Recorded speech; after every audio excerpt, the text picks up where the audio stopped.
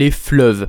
Ces cours d'eau imposants ont été depuis la nuit des temps des atouts stratégiques considérables pour les peuples du monde entier, des lieux de puissance et d'influence. Pouvant faire office de barrières naturelles, d'obstacles infranchissables tout comme d'alliés précieux pour l'économie ou l'agriculture, ils sont un des éléments permettant de mieux comprendre l'équilibre des puissances ou la construction géographique et économique d'un pays. Salut à tous, c'est Bakovian, bienvenue dans cette nouvelle vidéo dans laquelle nous allons partir à la découverte des 5 plus grands fleuves de France, de leurs caractéristiques géographiques tout comme de leur importance économique et historique. Avant de commencer, il est important de donner quelques définitions fondamentales lorsque l'on évoque un fleuve. Tout d'abord, un fleuve est un cours d'eau qui se jette dans la mer ou l'océan, à la différence par exemple d'une rivière qui elle va venir se jeter dans un cours d'eau plus important. On dit alors que la rivière est un affluent du fleuve, la jonction des deux cours d'eau étant appelée la confluence. Le territoire constitué de l'ensemble des affluents d'un fleuve et des cours d'eau qu'il collecte est appelé bassin versant.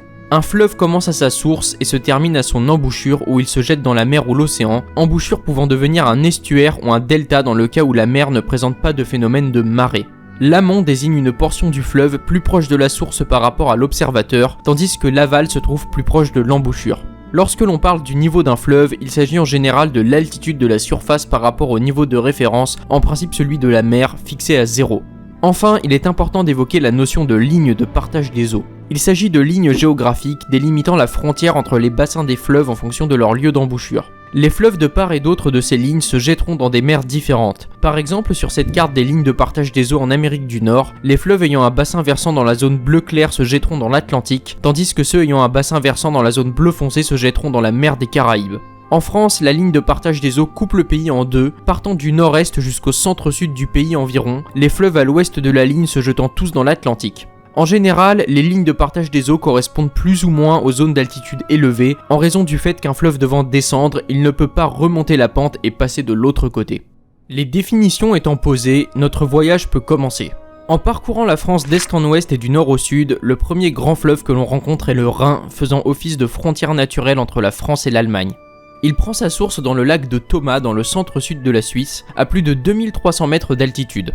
Le Rhin traverse 6 pays et parcourt différents tronçons. Les reins antérieurs, postérieurs et alpins d'abord qui forment le fleuve à proprement parler dans les Alpes suisses, le Rhin alpin entre la Suisse, le Liechtenstein et l'Autriche le long de la frontière qui coule d'est en ouest et est alimenté notamment par le lac de Constance, le Rhin supérieur qui représente 180 km sur les 450 que compte la frontière germano-française et continue jusqu'à Mayence en Allemagne. Il se poursuit avec le Rhin dit moyen dans lequel se jette notamment la Moselle jusqu'à Bonn, puis le Rhin inférieur jusqu'aux Pays-Bas, pays dans lequel le fleuve se termine dans un grand delta formé par sa confluence avec la Meuse et l'Escaut.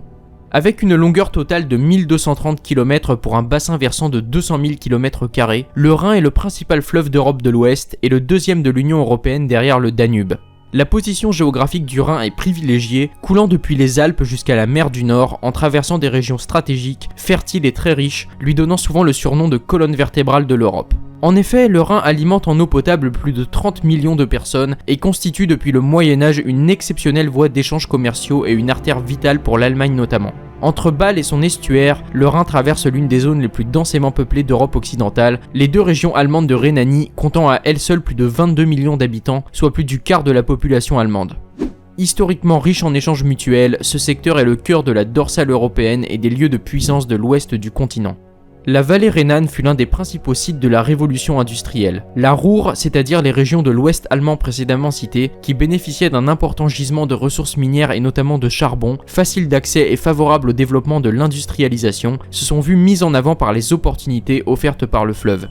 Le Rhin est navigable sur presque toute sa longueur à partir de Bâle grâce à de grands aménagements réalisés tout au long de l'histoire, surtout au 19e et 20e siècle, et des ports importants comme ceux de Strasbourg, Mayence, Düsseldorf ou bien sûr Rotterdam, 8e port mondial, permettent le transport de plus de 200 millions de tonnes de marchandises par an et connectent l'Europe au monde entier.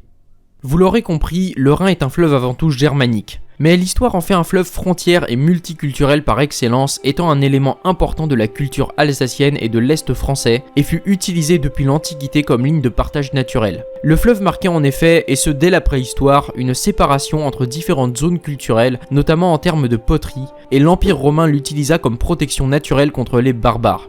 Enfin, les régions alentours furent le théâtre de nombreux affrontements, jusqu'à l'annexion de l'Alsace par Louis XIV en 1681 qui donna une frontière naturelle supplémentaire à la France. Zone conflictuelle encore par la suite lors des 2 guerres mondiales, la région fut finalement vue comme symbole d'apaisement et le Rhin fait aujourd'hui office de pilier économique pour tous les pays frontaliers.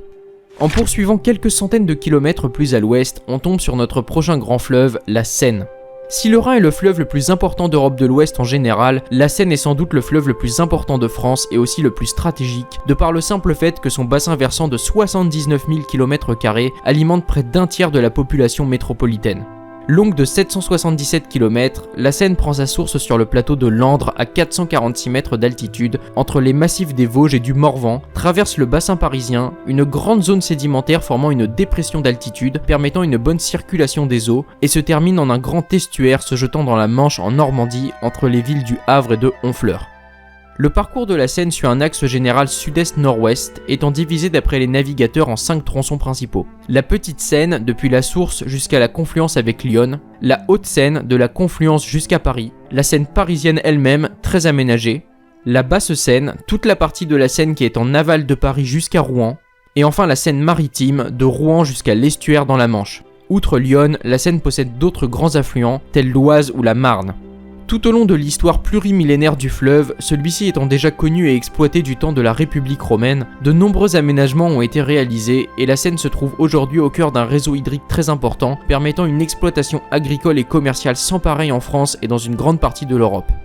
Des géologues estiment même que la Seine aurait pu autrefois être connectée naturellement à la Loire, formant un ensemble fluvial encore plus vaste. Un projet européen envisagé à l'horizon 2028 vise d'ailleurs à relier l'Oise à l'Escaut à l'aide d'un canal qui permettrait donc de connecter le système de la Seine avec celui de l'Europe du Nord.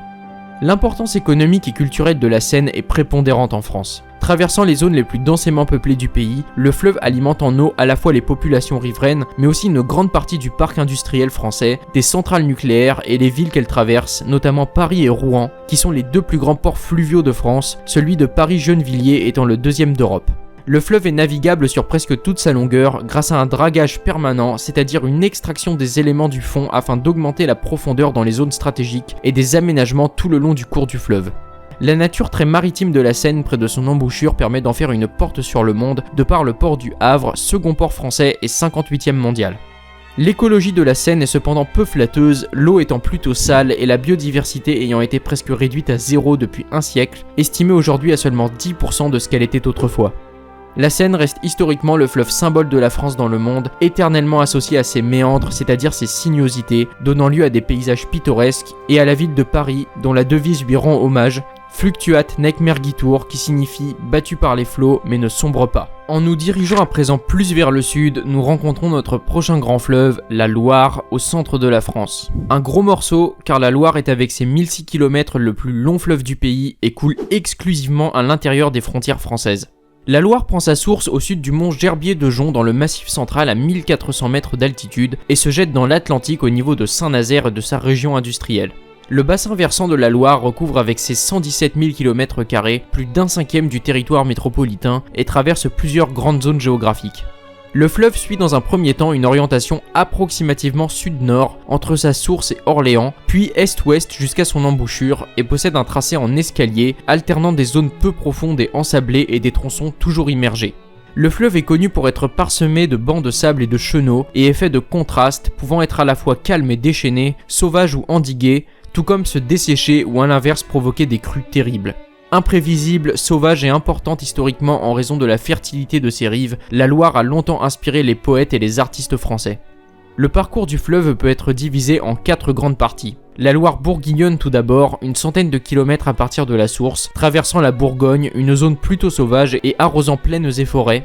Le Val-de-Loire, qui englobe plusieurs villes importantes comme Tours, Blois ou Orléans, et correspond à une grande zone naturelle à l'histoire riche, longeant de célèbres châteaux comme Chambord, Amboise, Chenonceau ou Château-Gaillard pour n'en citer que quelques-uns. Une partie du Val-de-Loire est d'ailleurs classée au patrimoine mondial de l'humanité de l'UNESCO depuis 2000.